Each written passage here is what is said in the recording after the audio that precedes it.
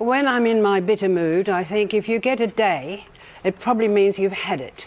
So the International Day of the Tree probably meant more trees were felled in that year than had ever been felled before.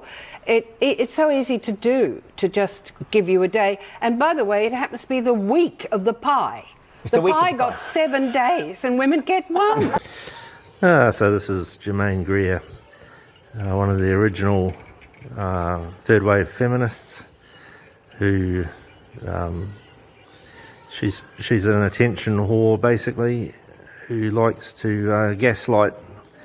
Once she's got the attention, she'll deprecate herself and what's all the fuss about kind of attitude. But when the spotlight's not on her, she does whatever she can to get back into it.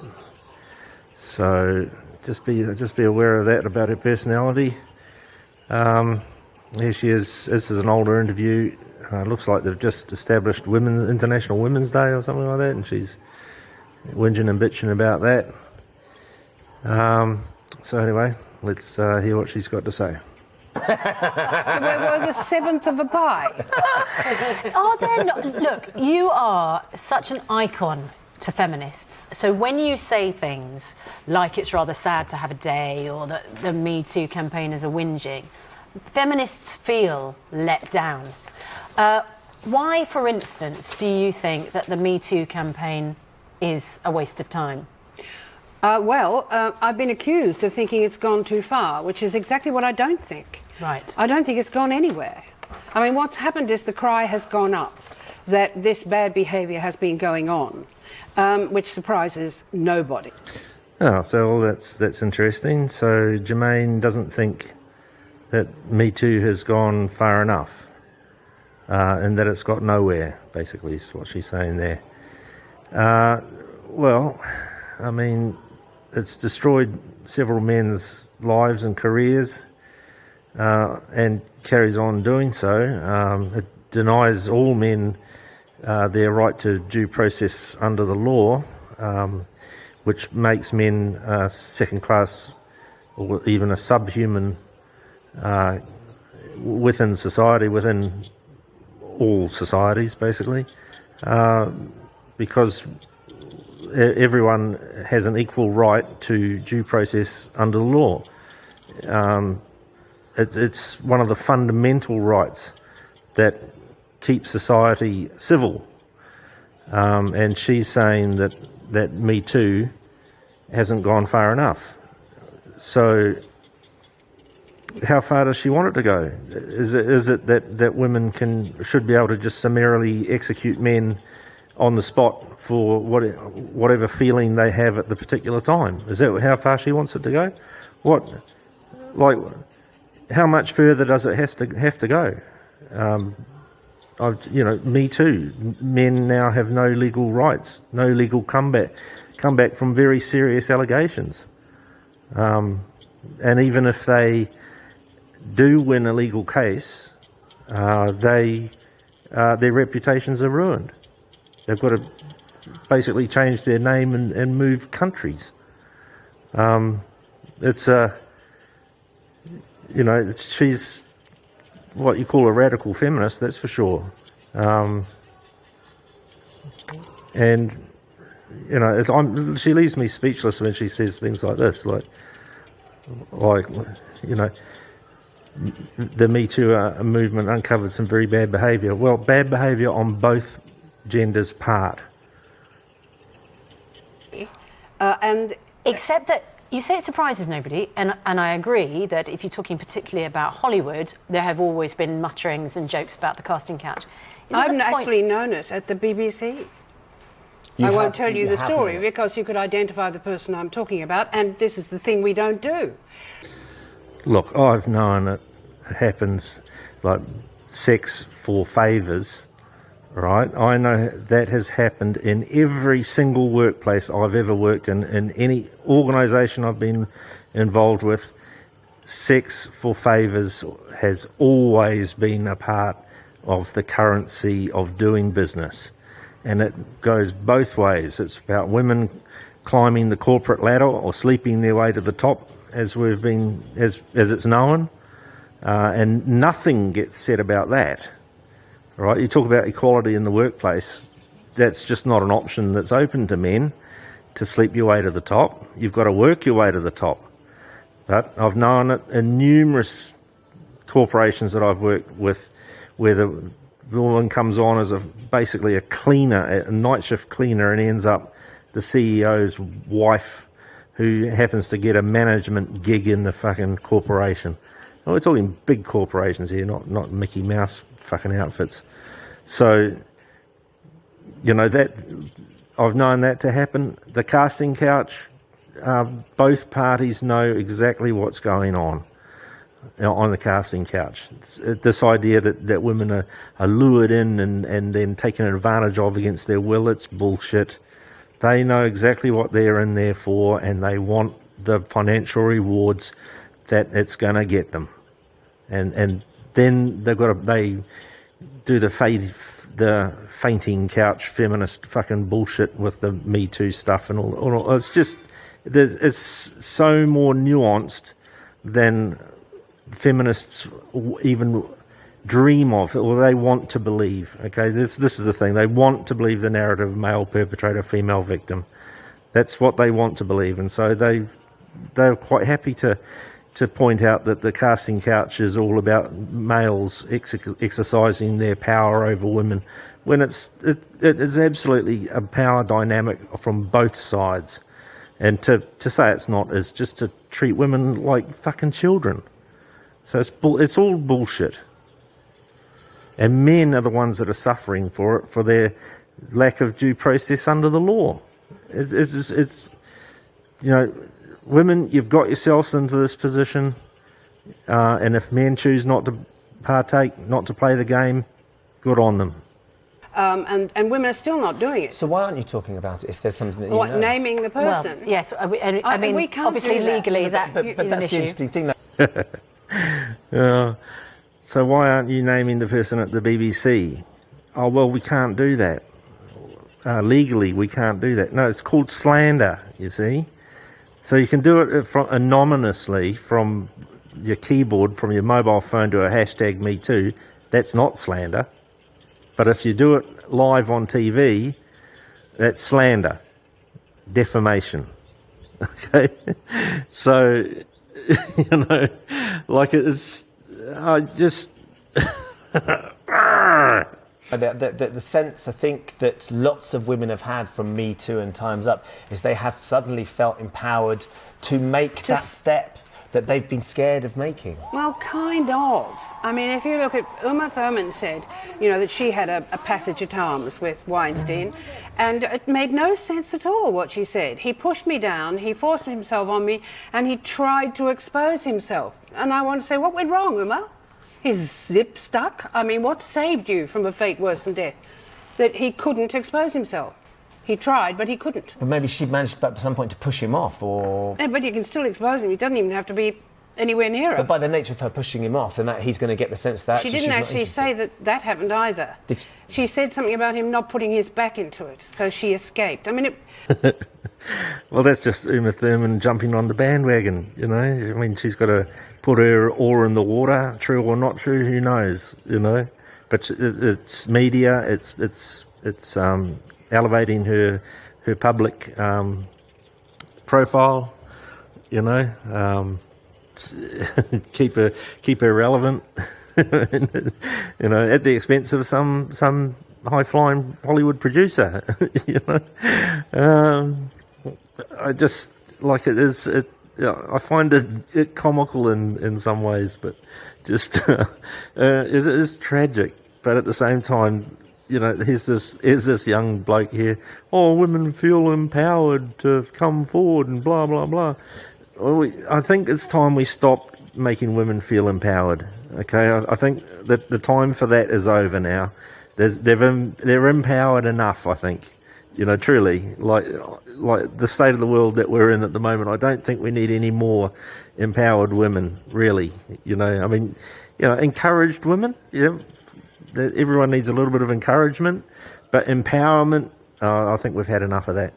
You know, we've got enough of them. That's just my opinion, of course.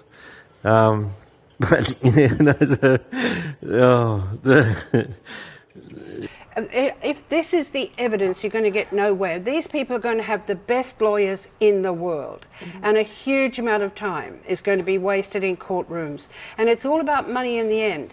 I don't have much respect for a woman who is outraged by a man's behaviour and then takes $130,000 to keep her mouth shut, then spends $130,000 and starts talking. But none this of this doesn't impress me but at none all. of this excuses the fact that a number of these men have been sexually harassing or coercing people, or on some occasions, you know, been guilty of criminal activity against this women. And it's surely now is a moment where there's a reckoning. Only if you buy into the narrative of female victim, male perpetrator. Right? That's the only way you can justify the reckoning, as you call it.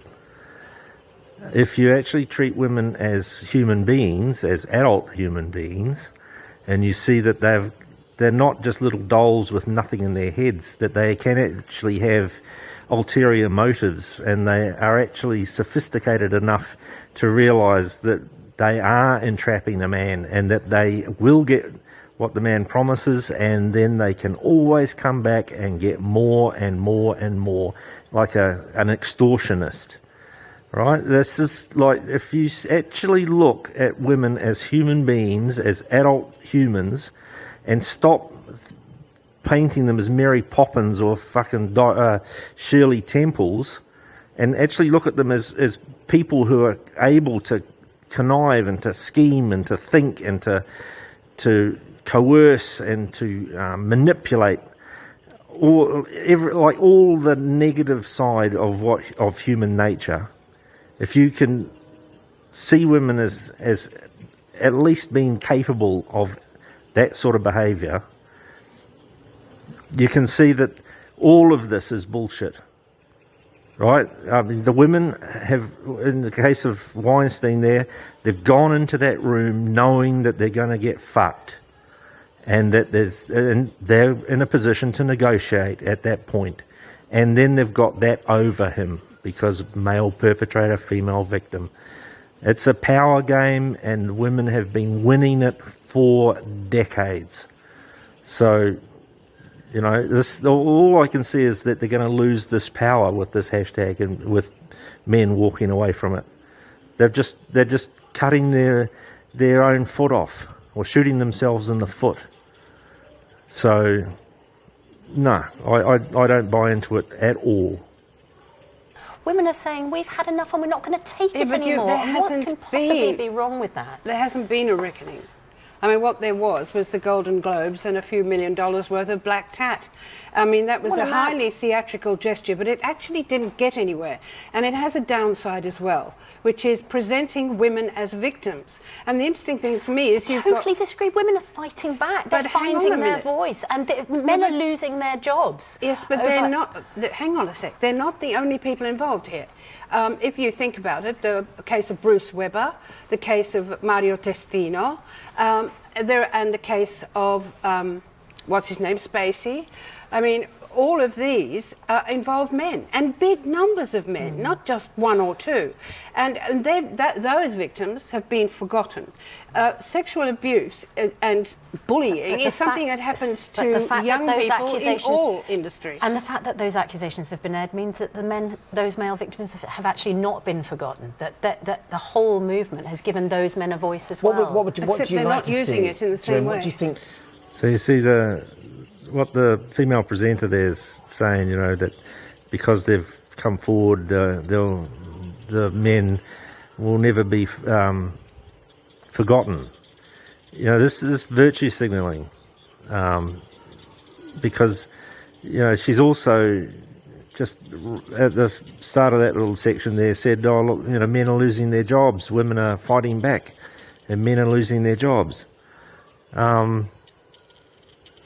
You know, that's not legal, right? I mean, the women are fighting back, but they're not doing it through legal means, right? It's just insinuation and accusation results in scandal, and the woman comes out as being the survivor or the victim or whatever, and the man's life is destroyed along with that of his family in most cases.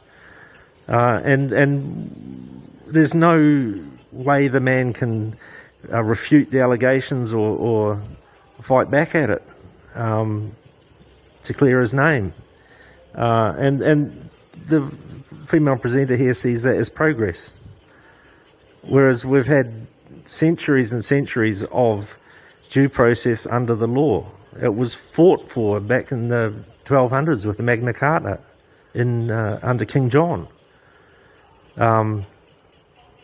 It's centuries of hard fight by men to bring about a civil society where people have the right to the presumption of innocence until proven guilty.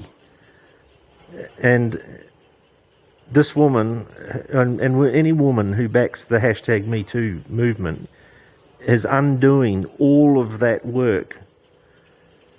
Now, once it starts to bite women, and it will eventually, I think,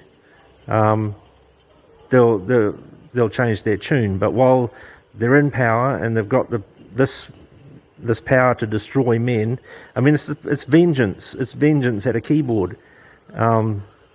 Whether or not the man deserves it is immaterial. It's this power of absolute vengeance within, a few sentences on a hashtag. And it's to say otherwise, just think it's empowering women to come forward.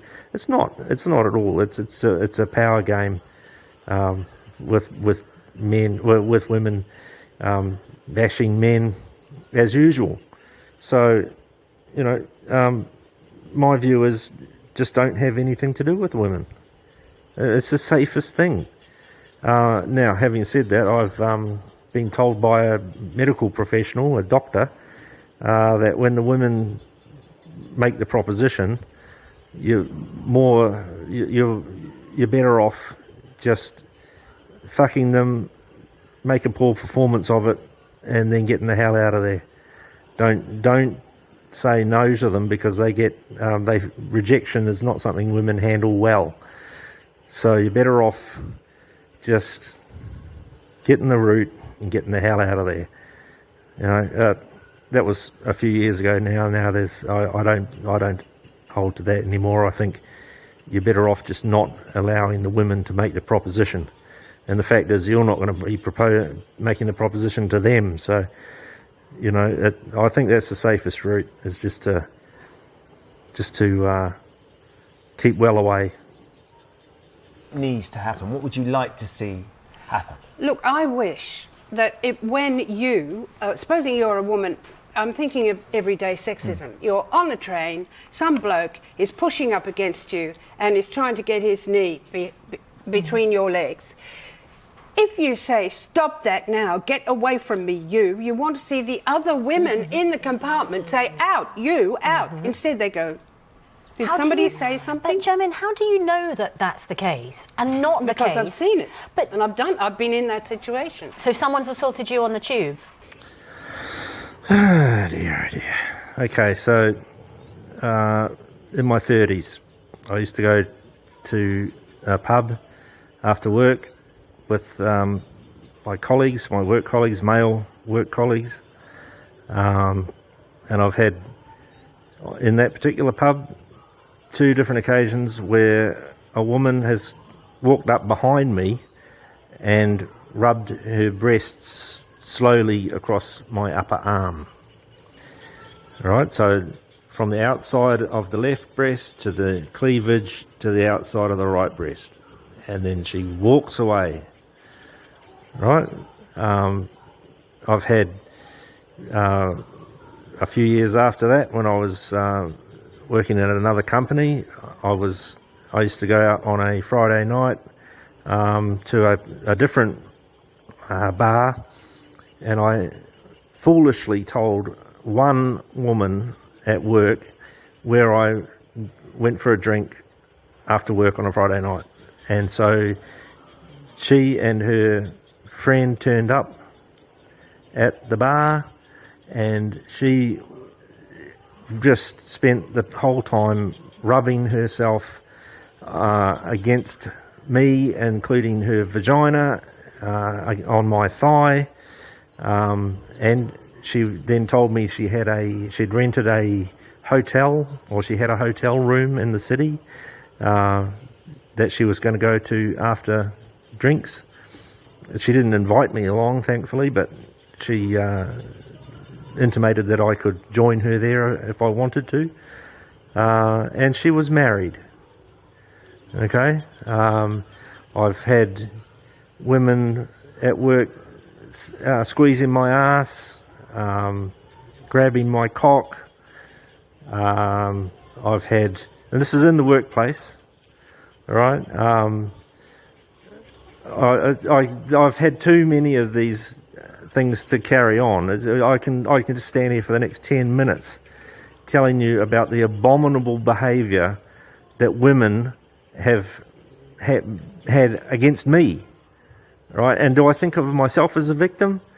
No, I don't.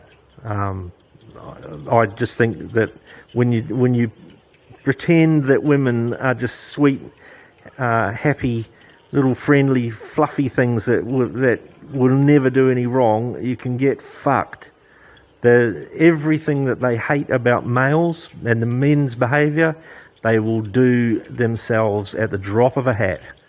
So it's just hypocrisy. It is absolute fucking bullshit from women again and again and again. And you know, men, the thing is that this is Western women. It's Western women who are all empowered and masculine and anti-feminine or all the rest of it. You just got to they're nutters. You've got to get away from them. You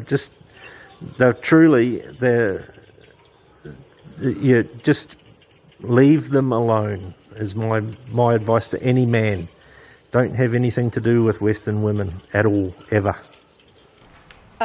Not here, not on the British tube. But what I'm trying to say is, if women feel that they are now connected to each other, that they have the strength in numbers, and if somebody who might originally have felt a bit embarrassed about what was happening to them in a public place and couldn't speak out, they now feel they can, and that everybody will be behind them and supporting them. Let's see if they do. Let's see if they do. For example, it is practically impossible to get a conviction for rape or even for sexual assault in a court of law. The rate of convictions is very, very low. I think that's an absolute load of crap. I think that if the prosecution can make a case, the rapist will be jailed. I think what's happening is there's a lot of accusations being made that turn out to be not prosecutable, to have no legal merit. I think so. That's where she's getting this idea that there's very few convictions, just because there's a lot of false allegations. It's not because the rape is going on. I mean, at the end of the day, it is in the majority of cases, it is his word against hers, or her word against his. Right? There's like actual rape where the woman is forcibly penetrated, are so rare that when you put the perpetrator in front of the courts, they get convicted straight away because it's a clear-cut case. Whereas anything else that's where men, in the case of women as well, women rapists, there's plenty of them around. You know, they if the case isn't strong enough to get a conviction, then that is justice being served, right? And women have got to understand that just because you made an allegation and you feel that you've been raped, it's, as far as the law of the land is concerned, justice is served, whether or not the man, if the case goes to court, right? And you can appeal, and there's avenues that you can carry on with, but you know that is how the justice system works, and it's worked well for many, many years, centuries. So this is, if women can't accept that, then that really puts the idea that it's just about power. It's not about equality or justice or anything else. It's just simply about women exercising power over men. And you know, the facade of feminism falls aside when you just see these bitter anti-male feminists who perpetuate these myths about the pay gaps and the rape cases not getting convictions and all the rest of it. It's all simply power. It's just power. It's a power grab. You've got to, like, no one's going to say any of this in the West. There's any man that speaks up is going to get shut down straight away. And the answer is MGTOW. Like, walk away from it, get yourself out, and live a good life. That's the only answer, and it's a good revenge at the end of the day. You know, have a good life. Anyway. Now you can get round that by bringing a civil case, which has happened here. It happened years ago in a case of 2 prostitutes who had a client who refused to use a condom. The Crown Prosecution Service wouldn't take the case. They thought the women couldn't possibly win. So Helena Kennedy, Baroness Kennedy, took the case as a civil case against the offender who'd had unprotected sex with these women and won it. I thought then, yay, now we're not going to be a piece of evidence. In a rape case, we're going to be the plaintiffs. We're going to be the people who bring the case and who are not ashamed to show their faces. Why should we be? But nothing happened. There was no follow-up at all. Yep, Germaine, no follow-up, and rightly so. I mean, this is... let's have a look at what you said, okay? So there was a man, 2 prostitutes. The man refused to wear a condom, and the women had sex with him without a condom. So it was consensual sex, business transaction. And then the women decided that they'd been raped because he didn't wear a condom after they'd consented to sex without a condom. It's no wonder that the prosecution, the Crown, wouldn't bother with the case. I mean, because it's clearly not rape, right? And so it came to the civil suit brought about by some baroness who it was a show trial, obviously. Okay, that's why there's been no follow-up, because it is ludicrous that man should never have been convicted for that. It wasn't even a crime. The women could have refused to honour the contract, couldn't they? They could have said, "No, if you're not going to wear a condom, we're not having sex," and walked out. They didn't do it. So it's no wonder there's been no follow-up. It's absolutely fucking ludicrous. And for you to sit there thinking that you've got some kind of point to make, Germaine, on that score shows what a clown you actually are. And I'll leave on that note.